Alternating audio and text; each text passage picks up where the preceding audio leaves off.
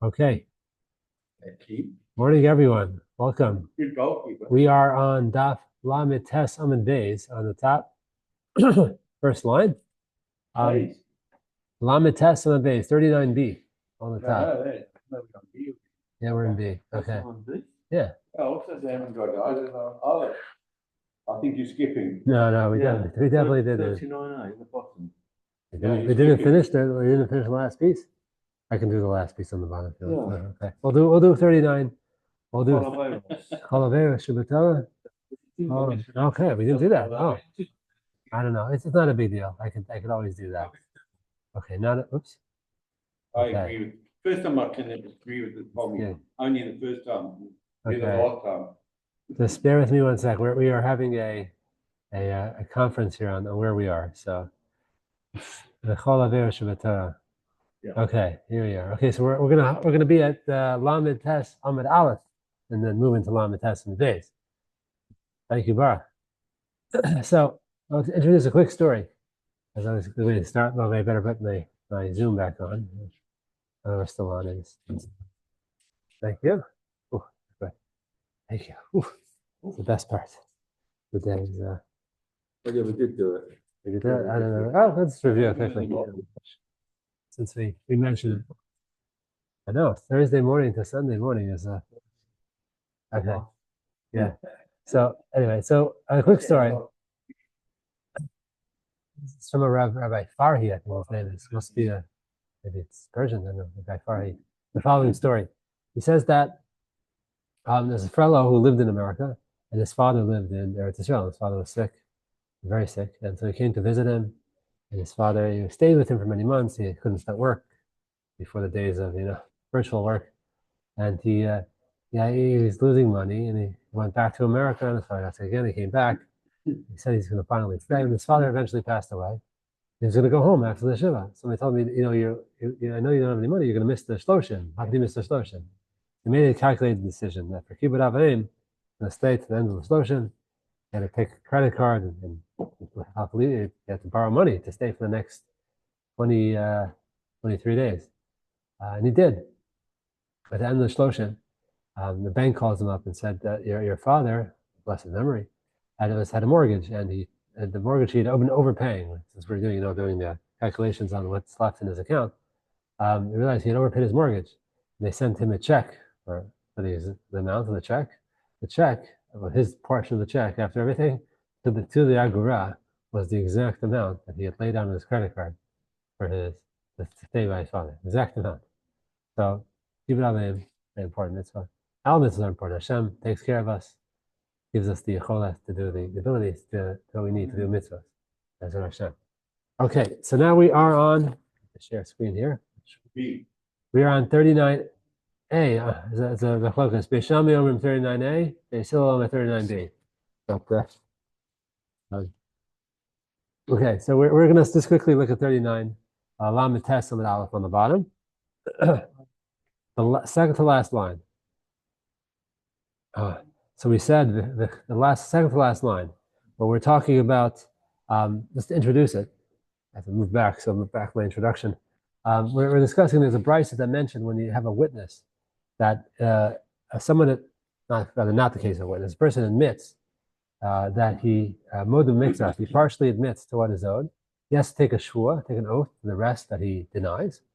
And before he takes that oath in Bezdin, the dayanim, the judges, read him the riot act, so to speak. They scare him and make him realize the full extent of what swearing in the name of God or holding a Sefer Torah, what it's all about. And they tell him, and we talk about how severe it is, and we say that what's so severe at Shavuos, we said one of the things is that Shavuos, the whole world gets punished, not just you. So on and so forth. And that we're going to discuss the first part of today. We're going to discuss that's brisa. We're going to analyze the various things that the judges say to him. And the second part is discussing the amounts. And the Mishnah said how much, in order to make an oath, what's the minimum amount that he admits to? What's the minimum amount that he's denying? We're going to analyze that as well. So the first thing we're doing on the bottom of Lamed Tes Amud Aleph is we're looking at. We said that Shavuos, when you swear falsely in the name of Hashem, it's so bad that not just you're punished, the whole world is punished. So the Gemara on the second to last line on Lamed Testament Aleph asks, "V'chol aveirus sheb'Torah mikol alam lo." Is it true that all other sins in the Torah you don't get, the whole world doesn't get punished? V'aksiv v'chashlu ish v'achiv, ish b'avon achiv. That that each person gets hit, gets punished for the sin of his brother, for his other Jew. That each Jew is responsible for the acts of each other. Each Jew is responsible for others. So if we see that one Jew sins, the other person is responsible, that means you get punished for the other person's action. So I'll flip the page to Lamed Tes Amud Beis.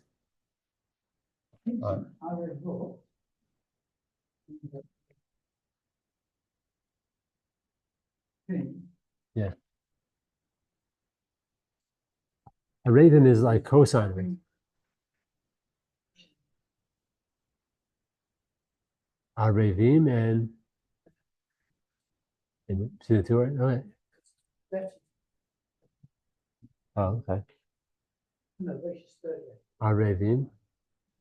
They wrote. No. You got Sunday itis. Okay. The reason I picked it up. Oh, that is it. No, I'm partial. Okay. I often convert. I usually do the numbers. But the little ones. Since I do with letters. Originally, I took my note. I was reading how they wrote, right? How they wrote. That's how they written. And then I couldn't understand. I read, yeah. Because I swapped two letters. Right. And I was wondering if there was some connection. It could be. Sometimes we see that. In Hebrew and Aramaic, in Aramaic, sometimes the letters are interchangeable. There's a quick thing I think I mentioned before. That the Ritva mentions what's the concept of Arebus, that it makes every Jew is like a co-signer on each other. Like they are responsible because all of Klal Yisrael is in essence one goof, one neshama, whatever. So if one part is not functioning well, the other parts have to are also not feeling well. If you had a head cold, something's not doing well. So everything else comes along at least a little bit. So that's the concept, says the Ritva. So what's the distinction? We try to say that there's something special about Shavuos. Shavuos, that the whole world gets punished, but we see other Averos too, where the whole world gets punished if you sin. So on top of Lamed Tes Amud Beis, Asam sheyesh biyadayim limchos michol. So the Gemara answers that when it comes to other mitzvos, the only exact punishment from everyone if you have the opportunity and the ability to protest, to get involved, and to convince the person, then you are held liable. If you're not, somebody in Australia eats a cheeseburger, it's not necessarily your fault because you have no shlita, you have no ability to intervene. What's not said here is for inference here, but as opposed to Shavuos, when it comes to Shavuos, even if you don't know, there is some sort of punishment for the whole world. So the Gemara is going to continue here. We have sort of the Gemara is going to ask a question. We're not going to ask a question. It's going to be an explanation because we said that Shavuos is different from all other Averos. It's more severe. We said that there's a concept that when a person sins, his family can be punished. As a person sins, the whole world can be punished. We see that also by Shavuos, not only by Shavuos, but also by some other Averos. But Shavuos is more severe. How does it? There seems to be a lot of facts that they'll try to put them together. That's what the Gemara is going to do next. I'll do next. Wait, in 1 second. Okay, so the Gemara says, "My ika ben," first line on Lamed Tes Amud Beis, excuse me. "My ika ben rishayim de mishpachto rishayim de alma ben tzadikim de mishpachto tzadikim de alma." What's the distinction? We made that some get punished, they don't get punished, they get more severe punishment. Well, what's the distinction between Rishayim, a Rasha of his family, who allow him to do this, Rishayim Dalma, and the evildoers in the world, and between the righteous people who are not convincing him, who are against him doing the Averos of his family, and those of the rest of the world? So the Gemara explains, when a person does an Avera, who Bishar Averos, him himself, when it comes to other Averos, other sins, other than swearing falsely in Hashem's name, B'dinei, he gets judged whatever he deserves to be judged when it comes to Shvar Averos, whatever that may be. He walks into the Beis Hamikdash in a state of Tumah, intentionally, gets kares. For Rishayim Mishpachto, and those of his family, or evildoers who are, in a sense, giving him support, or at least not preventing him, Bidin Chamor. They get a severe punishment, but not a severe punishment as severe as him. Rishaim Da'alma, Bidin Kal. And the other evildoers of the world, they also get some sort of light punishment. Graphically, we can think about that. Right? Tzadiki, the hacha v'hacha patiri. But when it comes to regular mitzvahs, averos, the tzaddikim of his family and those of the rest of the world who had no ability to influence him would be pater from that avera. Gabe shvua, when it comes to swearing falsely in Hashem's name, which is more severe, who the Rishon mishpachto, he and the people in his house who are or his family who are evildoers who are not influencing or even worse, even helping him do this avera, encouraging him, would get the same punishment as him. The mishpachta b'dinei, Rishayim da'alma, and the evildoers of the world b'din chamor get a severe punishment due to his swearing falsely.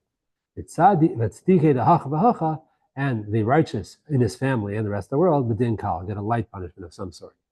So we see how it lines up, so to speak, how this works exactly with other Mamorei Chazal, other teachings of the rabbis, punishment exactly, but this is a sort of a general blueprint guide. And the point is to show that, the general point is to show that Shavuos is more severe in every respect than other averos. That was the point here. Okay. Is the Gemara saying that the sin of a particular family and the family know of it, and then the family member has some of the Avera, and they keep the school, yeah, they're punished as well. Correct. But the worst, And, yeah. and that's of a wicked family, right? Right. Wicked member of the family. The righteous person has sworn falsely, right? The punishment is lighter. If a person sworn falsely, well, no, presumably if somebody didn't do something, that makes them liable. Maybe that makes them in the category of wicked in that particular act.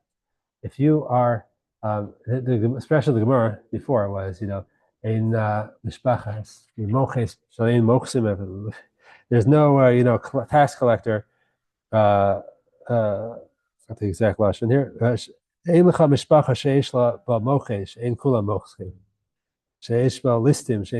no family that's not, highway robbers, and not also highway robbers.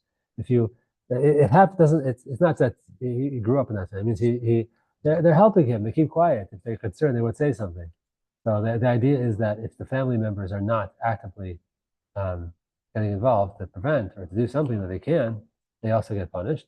If they don't know about it, then they would generally not get punished unless with the shua. The shua is so severe. Burning the name of God is so severe that it carries a wide range punishment. That's it. You would have thought the other way around. The righteous would have got punished severely because they're righteous and not a light punishment. Because the righteous know right from wrong, whereas the wicked don't know right from wrong. Well, presumably, a person who doesn't know right from wrong is not considered evil. This person is a tinok shenishba. He's like a child who never was taught. We're talking about Russia. He's like a real good old fashioned Russia who knows better and learned better and actively, not because of difficulties, just because he honestly he wants the easy path. So he wants to steal and gain things that way. Be dishonest. So that's the type of Russia we're talking about, not a honest to goodness nice person. Yeah.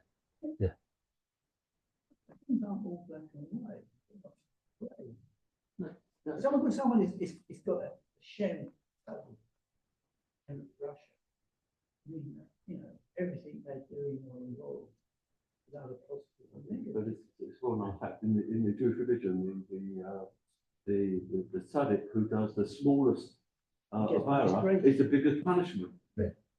So it's saying here that the righteous, it's the righteous sin. I see where you're coming from. Yeah. So that if the righteous sin, then the Right. punishment is lighter than the Rasha. Right. It's a good question. It probably means that this person did everything within his power to prevent him, or has absolutely no knowledge of the person's sin. Then that was makes it. Yeah, it's a good question. Okay, let's continue. Let's see. That's all.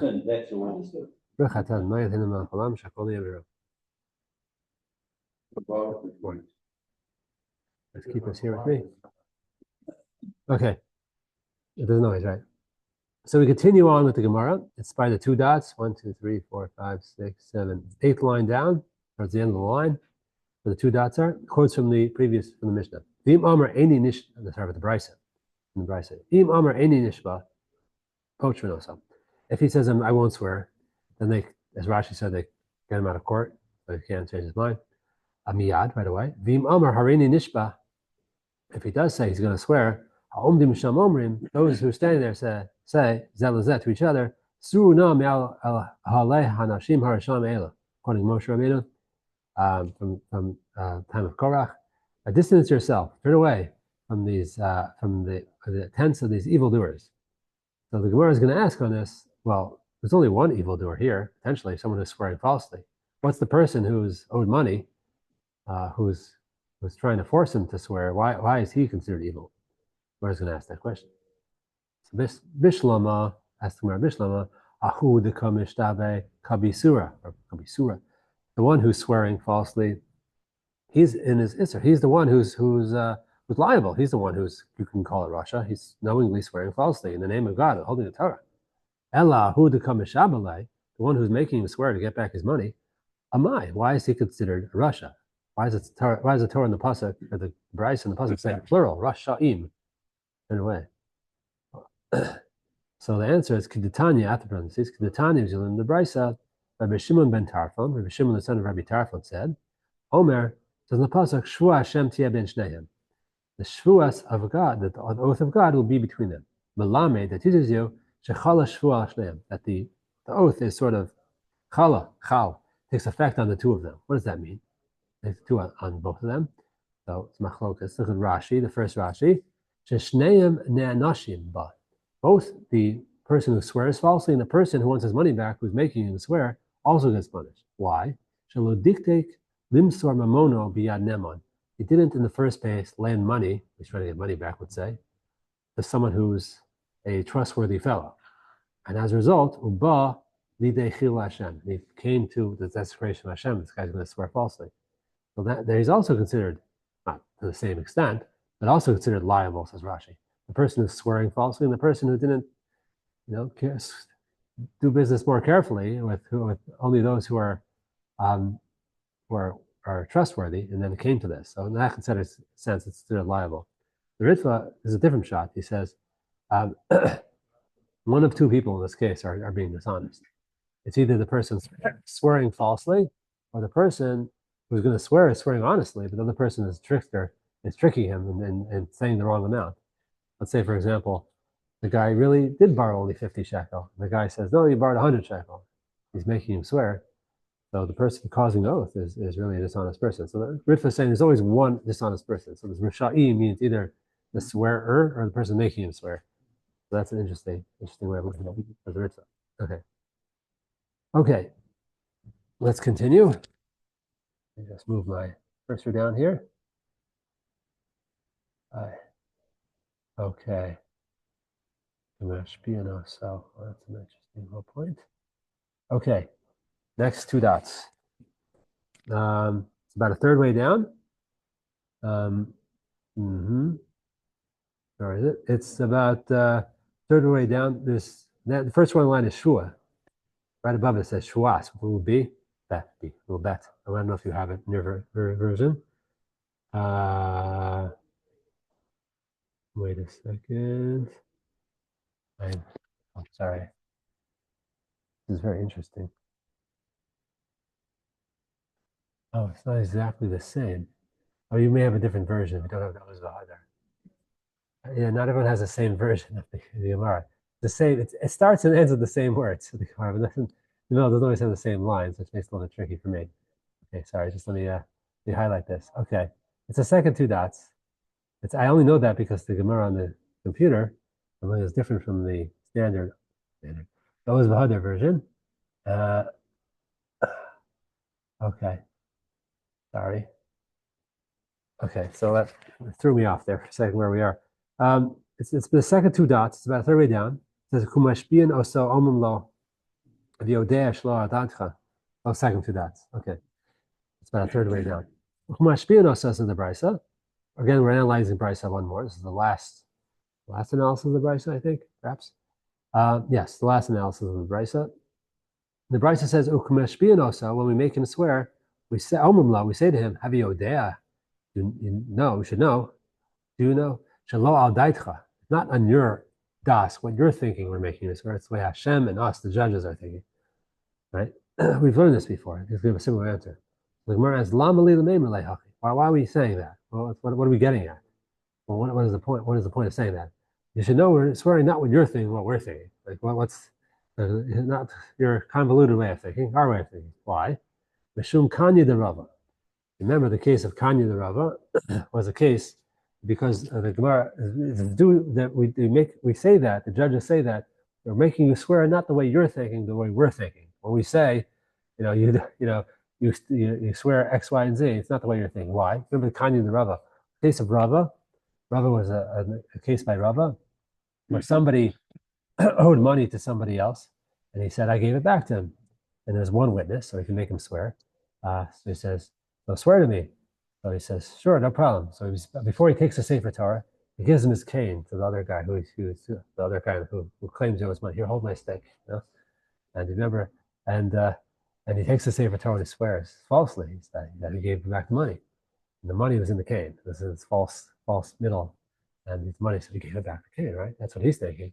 The judges are thinking, and Hashem, all of us normal people are thinking, you paid him back the debt, not that you were going to hold on to your money for 3 seconds. Right? So, and then he got so mad, he threw down the cane and burst open, and the money came out. And the sheker ein lo raglayim, truth doesn't have a leg to stand, the falsehood does not have a leg to stand on. So so because of this, because of people like this, they said, when they make him swear, they say, you should know you're not swearing what you're thinking. He says, I paid him back. Or he says, I don't owe you 50 shekel, because he put 50 shekel in his Gemara for 5 seconds, or some other crazy idea like that. We're saying that, or we think, that you legitimately don't owe him the 50 shekel or whatever the case may be. That's what we say. Okay. So now we're done. We're done analyzing the Brisa. We're going to go back to the Mishnah. Okay. So the next Mishnah, the first part of the Mishnah said Hatana Shtei Kesef. The claim is a minimum of 2 kesef, 2 silver coins. So the Mishnah was delineating what are the parameters for swearing for avoda b'mixas when you say you owe half, not half, partial. Because you owe me 100, for example. The guy says, I only owe you 50. So he has to swear to me, and that's what the judges do, the swearing, make the guy swear. But to swear that you don't owe the other half, and you only pay the half you agree to. But what's the minimum? The minimum we said in the Mishnah, it looks like it's saying the minimum claim is for 2 shekel, silver, and the minimum admittance, you have to admit, to swear, is 1 pruta, 1 copper pruta. That's what it seems to say. And that's what Shmuel will say, but Rav has a different opinion. So Amar Rav, after the Hatana Shtei Kesef, Amar Rav, Kviras Taina Shtei Kesef. He says, no, it's not that the person's claiming 2 shekel, 2 kesef, silver kesef. The one person says 1 pruta. It's that the difference between the two has to be 2 kesef. The denial, the kvira, the denial has to be for 2 kesef. In other words, he's saying, I only owe you a pruta, and he says, no, you owe me 2 kesef and a pruta. That's the minimum. It has to be that the guy says has to admit to at least a pruta. That's the minimum amount that has value. And the kfira, the denial, the fact that he's denying, has to be 2 kesef. Not that the initial claim is enough to be 2 kesef, has to be 2. According to Shmuel, the initial claim is a minimum of 2. According to Rav, the denial, the distinction between the two are claiming, the difference between the two, what he says he's owed and when he admits to he's owed, it has to be 2 kesef. That's the distinction. Who knows that? And something of value. When you go to a football, Yeah. Shall we go to it? Right. So that was the problem with our model. They were trying to get out of them and steal less than it. Pruta, yes.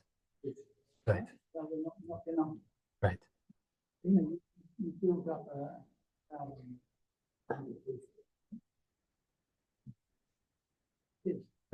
Right. You're out of. So where was on this idea? Right. Other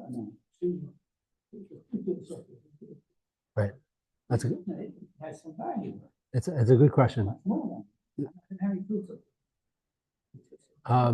There are charts. I know that I used to have a chart when I was a kid in high. It's the prutas, the pindoyon, the kesev, the ma. I don't. I remember the. There's a whole chart. I don't have it in my head. The back that'd be helpful, but I don't see anything. It's why it's considerably more. Considerably more. It's many times more.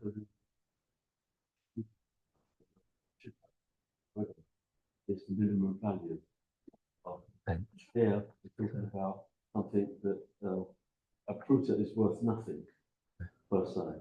Here, it's worth a two silver minus. That's what I'm arguing. right. So That's what I'm the Gemara is going to address both your points you're making. One, where do we get this 2 shekel from?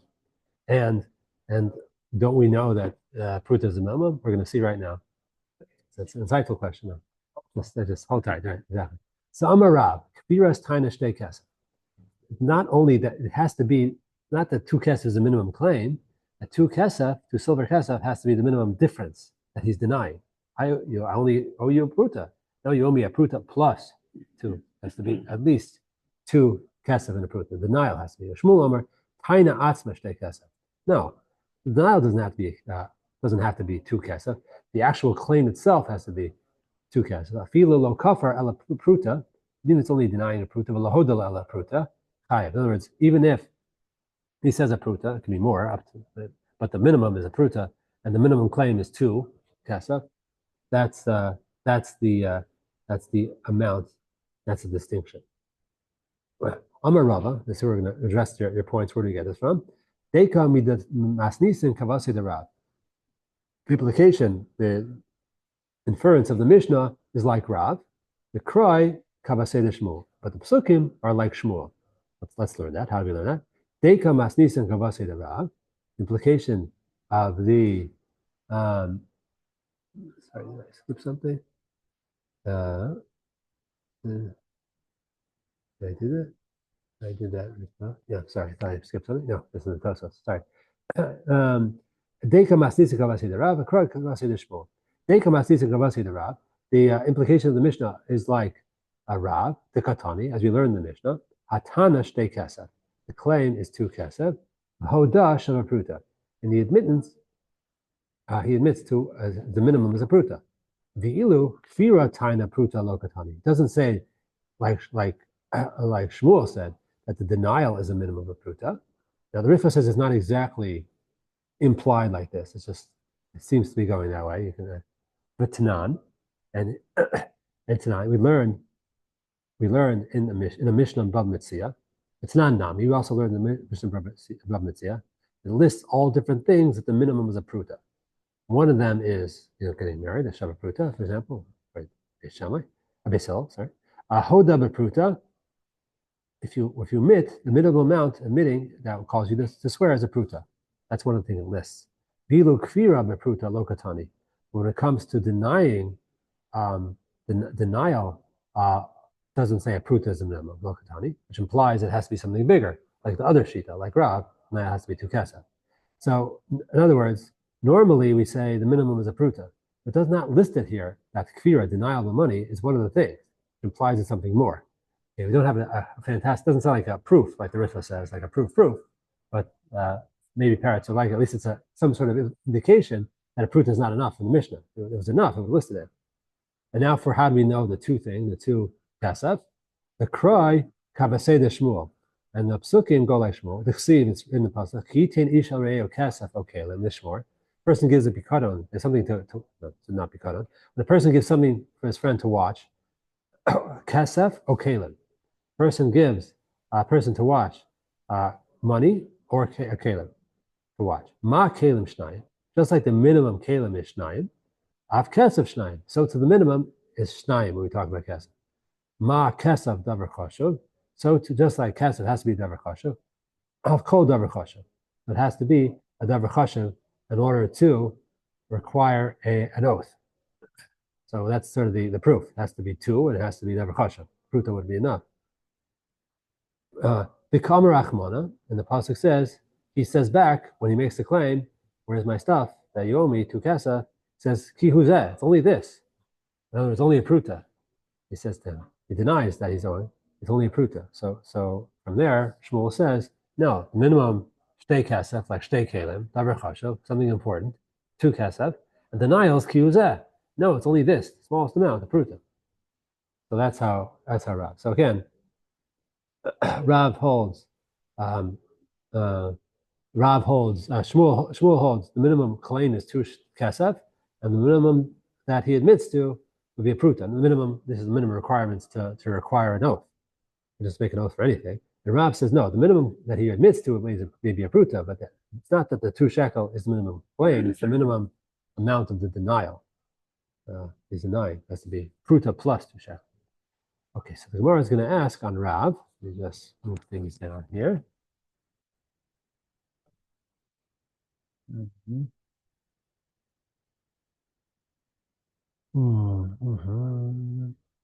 Sorry, it's very difficult because there are 2 different versions of the Gemara. They don't match up exactly.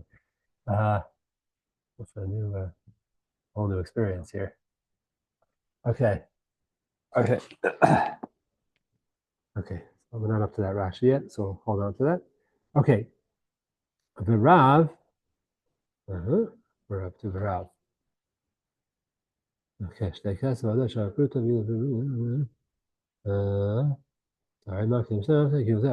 V'Rav. So it is hard to say exactly what it is.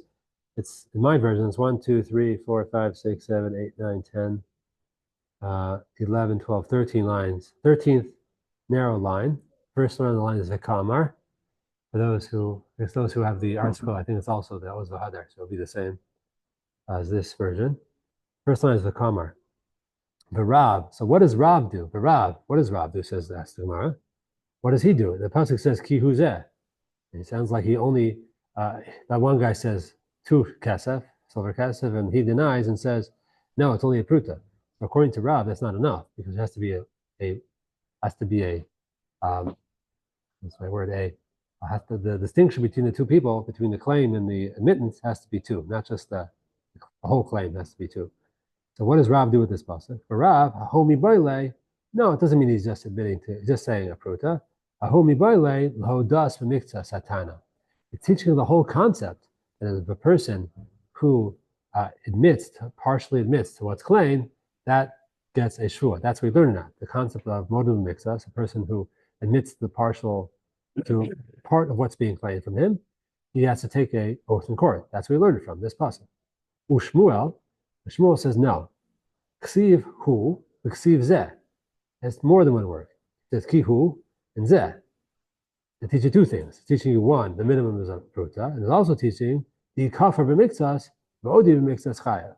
That if he denies part and admits part, the v'odi b'miktsas, partial admittance, he would have to swear. The Rav, what does Rav do with the 2 words? Why does he need 2 words? The pasuk, the Rav, chad l'hoda b'miktsas. One is teaching you how that l'hodas mixas b'miktsas hatana. The fact that if you admit partially, you have to swear. V'chad l'hoda mimin hatana. And one is teaching you that in order to be liable, what he admits to is not just about anything; it has to be the same variety, as we'll discuss soon. It's going to get more complicated. Of the Tana, it can't be. We're not going to. I don't want to say this; it's going to make more things more complicated. But for example, he claims. I'll make it simple. He claims that you owe me a table. He says, no, I owe you a chair. So that's no swearing there. It's not the same thing. He says, you owe me 200 shekel. He says, no, I owe you 50 shekel. And that's partial admittance, the same thing. As we learned. Never Gamliel disagrees, but yeah, that's the general idea. Okay. We know that previous that if the defendant claims that he only owes partial, then he has to swear. We learned that earlier. Yeah, right. And it's just repeating it again. Only on this is on 2 silver whatever they are, malos. Malos, yeah, ma or kasa, yeah. You're right. It's the word deriving it and word each Rav and Shmuel, which each of them do with it in this passage, where they derive it out from. That's the gist here, I think. Okay, so Ushmuel. Let me just see it. Ushmuel, multiple times it says Ushmuel. This is 1, 2, 3, 4, 5, 6, 7, 8, 9 lines from the ninth to last narrow line. The last word of the word is Ushmuel. Ushmuel, lav memela shmas minei the chasar letaina. And Shmuel, isn't the pasuk inherently going like Shmuel? I'm saying it for the outside. Isn't the pasuk inherently going like Shmuel? It sounds like Shmuel. It says the person claims two kesef. That's what kalim, two kesef, two, and the denial is ki huzeh. You read it. All the drashos, the derivations are nice. The way the pasuk reads sounds like Shmuel. The minimum is these claims kesef, kalim, two, an important thing of two of kesef, two kesef, and denial is ki huzeh. It's one pruta. Sounds like Shmuel. How does Rab? He back and forth to the pasuk and how he learns it out, and we know it has to be the same type. And if you partially admit, you have to swear. But the Maisa, the pasuk sounds like Shmuel. The minimum claim is two, and he's only admitting to pruta. Sounds like Shmuel. Not that the difference between what they're claiming is two. The whole claim is two. So Omer Lach Rab says, Kesef ki asa mi'ikar lekfir hudasa. Now, when the pasuk says a minimum of two kesef that we derive, not talking about the minimum claim, it's talking about the minimum denial. Dim Kain, because if it was telling us just about the minimum amount, not the minimum denial, lichto rachmana, let the Torah write, ki yitin ish al re'eu kelim lishmor. Just say, leave out the word kesef. Just say when you give to your friend vessels to wash. Vana amina, now we know, ma kelim shnayim, av kol shnayim. I would know, just like vessels is two, so to kesef, av kol shnayim, anything time. Kesef the kasar achmana lamali. So why does it in fact use the word kesef? Im eno inin letaina, if it's not for the claim, because we know that anyway. And neo inin lekfira. It must be it's telling us about the denial. So when it says in the pasuk kesef two, minimum kesef two, it's not telling you the minimum amount that the claim has to be. That's the minimum amount of the denial, like Rav said. That's how much the denial has to be. Right? Well, Shmuel says different way of learning the pasuk. Shmuel Amar Lacha, Ikasav Rachmana Kalim. If the pasuk would have just word kalim, didn't say vessels, didn't say kesef, below kasef kesef, avamina, I would think ma kalim shnayim, av kalim shnayim, av kol shnayim. I would think just like vessels, kalim have to be two minimum. So too, anything has to be two. Aval davar chashuv lo ba'inam. It doesn't have to be something substantial, kesef. Bidan kamashma, no, it has to be kesef. That's why it said the word kesef. And when the pasuk says kesef, it's not talking about the kfira, the denial, is talking about the actual claim. Like Shmuel says. Shmuel says the actual claim is two, that's none. And Rab says, no, the distinction we need to the denial, what he owes, is a full, that's the amount. Okay. Okay. It's throwing me off, the different Gemaras. It's very disconcerting for me. Look at one Gemara, it's not there anymore. Okay. Oh, it's almost there. It's like one line up. Okay, one line down. Okay. Okay, so fine. That's what we said. Rav said two. And Shmuel said this. So Tosfos, we're not going to get into Tosfos. It really relates to 2 more days from now. But Tosfos does ask a question that later on Shmuel asked a question on it. What we learn from this that ma kelim shnayim, af kesef shnayim. Shmuel learns it a different way. The more Tosfos asks here, how could he later on ask it to learn that differently? Well, hopefully, we'll try to get to that when we get to it. But just as a heads up, it's pretty clear that's the way you learn it. Ma kelim shnayim, af kesef shnayim. It's like vessels too, so to kesef is too. But Tosfos points that out. We'll get to that. Let's look at what we're on here. It's for those who have the Ozohada version. It's the first wide line. It may be the second wide line. I don't know what Gemara you have, but towards the end of the line, the first wide line says Tanan. We're going to now analyze the Mishnah to try to make proofs or for or against Rav and Shmuel. So Tanan, we learn in our Mishnah. Shtei kesef yesh li biyadcha. Person says, you're holding on to my 2 kesef. And he says, Ein lecha biyadi ela pruta. No, I only have a pruta of yours, pater. He does not require to swear. In other words, the guy claims, give me back my 2 kesef, 2 silver coins yomi. He says, no, you owe me 1 pruta, copper. My taima, what's the reason why he does not have to swear? La mishum de chasara la taina. It sounds like, isn't it because his claim is not enough. His claim has to be in other words, the denial has to be a minimum of two kesef. Here, the kesef is two. The claim has to be two plus a pruta for the claim to be good. In other words, the denial has to be two. And why is it? It's not good enough. According to Shmuel, it is good enough. You have two claiming. You're claiming two, and the guy is saying only a pruta. That's a perfect case. But here he says potter. It sounds like ufti yufta the Shmuel. It's a refutation to Shmuel. So Shmuel says no. Amr lecha Shmuel. Now this is we're going to change a little new way of thinking. Amr lecha Shmuel, adding on to what we're thinking. Amr lecha Shmuel, mi savris shava katani. Are we looking at value, Shavuos, the value? Dafka katani. Rather, we're looking at the actual item, the coinage that we're looking at. In other words, let's look at Rashi for a second. Dafka katani, somewhere about 3/4 way down. Zeh toin kesef, zeh hodalo nechoshes. This guy's claiming silver. This guy's denying, is admitting to copper. Leko dami minatanet, not from the same variety. In other words, according to Rav, when we look at this, the Shavuos, the value, you have to have a minimum value. You have to claim, your claim has to be 2 plus a pruta. The minimum admittance has to be a pruta, the value of a pruta, whatever it is, 8 agro, and 2 kesef has to be what he's denying.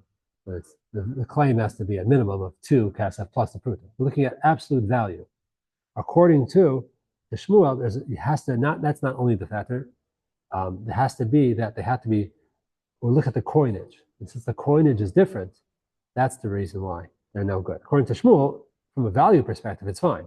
That's not a problem. But we're looking at dafka, the actual coinage. No, you claim 2, and he says only a pruta. That's fine for Shmuel in terms of the value. But it's lacking at the dafka, the actual coinage. We're talking about apples and oranges. He's claiming tables, and he's admitting to chairs. He's claiming silver. He claims he's admitting to copper. It's not the same thing. Masha tana la hodala. What he's claiming, he's not admitting silver. He's admitting copper. Masha hodala, what's he admitting? Copper. Lo tana. He's not claiming silver. The Rab would hold coins. We're going to say whatever. That's the actual coin. So ihachi, Gemara continues.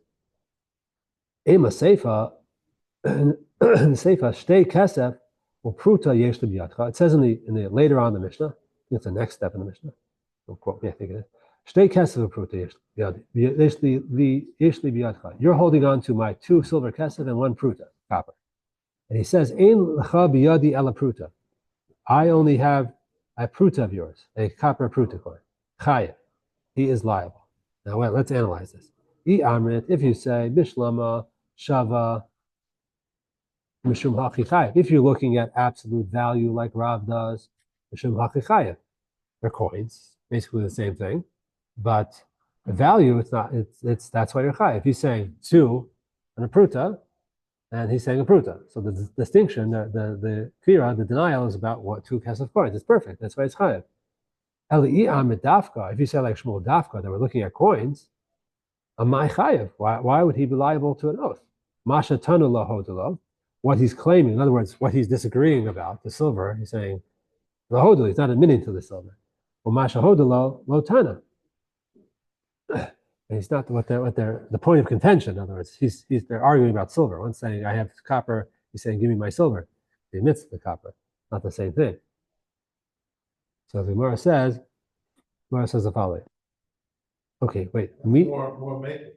It's more makel in this case. In other words, he would make. Right. He would have to, according to Rav, he would have to. The Gemara Mishnah says he have to take Shmuel, but according to Rav, it would make sense why he has to take Shmuel. Right? Because of the value. Value, yes. The intrinsic value, Right. not because of the coin. Right. It's in the same family. Right. It's close enough. Yeah. Coins are coins. Coins are out. According to law. Yeah. Yes, right. The silver in there, yeah. A couple of things. So, They have different values. Right. But that's the essence, because what is a coin? The coin is something used to trade it. Right. If you have copper cutting, gold cutting, They both do the same job, both hold your shirt. Right. The utility value is the same, the value isn't. So are we making a distinction as to the actual intrinsic value or the useful value? Well, You just gave two cases, they're both actually the same. Those two cases, the money and the couple is the same thing. tomorrow It's The value of the The- account. we are actually we're just starting this tomorrow. Well, I guess we'll discuss. We're going to expand on this. Ritva talks about expanding this a bit. Right now, we're just looking at the basic case. It's a good question you're asking. We'll hold that because we're going to have more information tomorrow. It's a complicated question.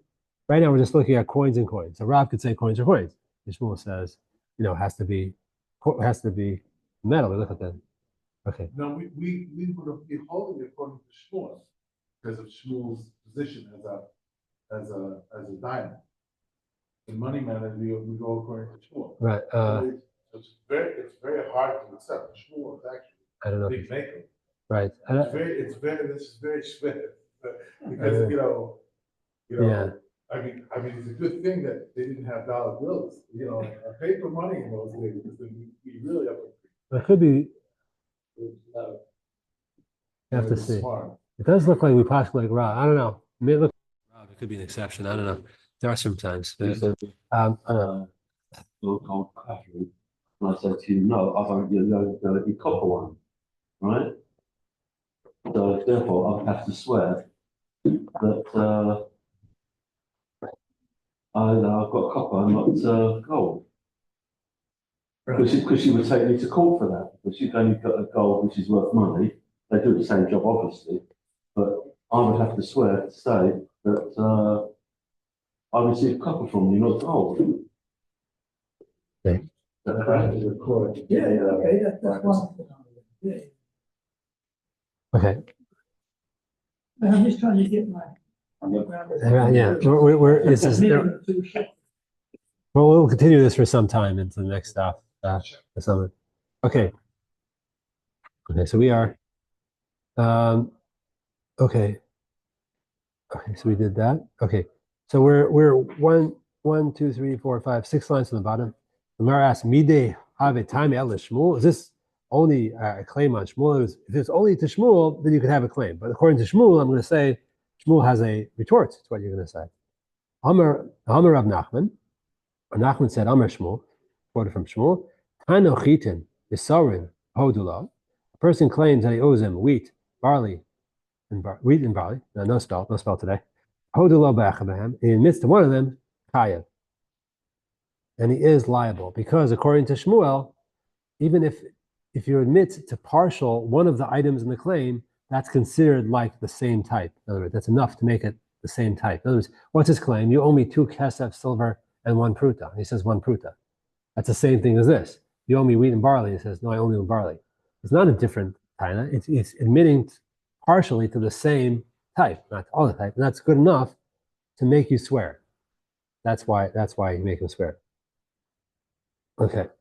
We say, hachanami mistafra. It seems also logical that we say dafka. We look at the actual metal, coinage.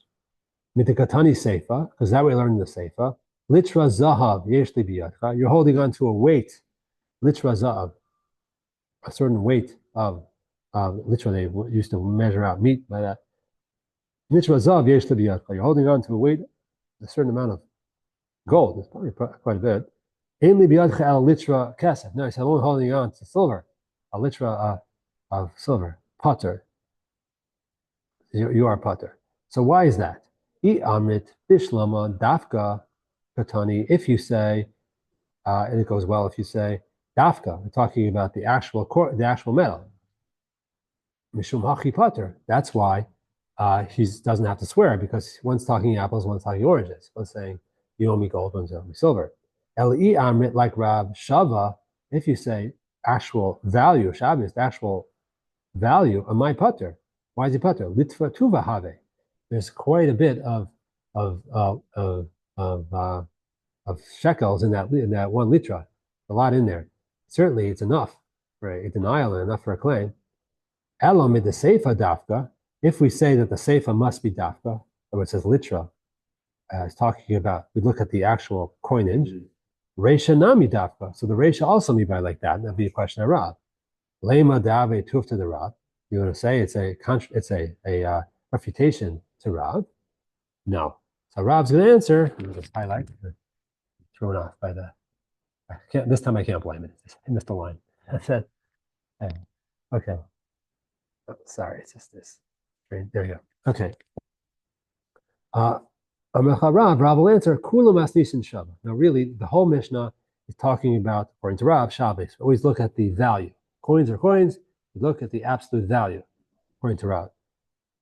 But a litra zav shiny, when it comes to a litra zav, this case, he says, you owe me, you're holding on to my litra, this weight of gold. And he says, no, it's only a weight of silver.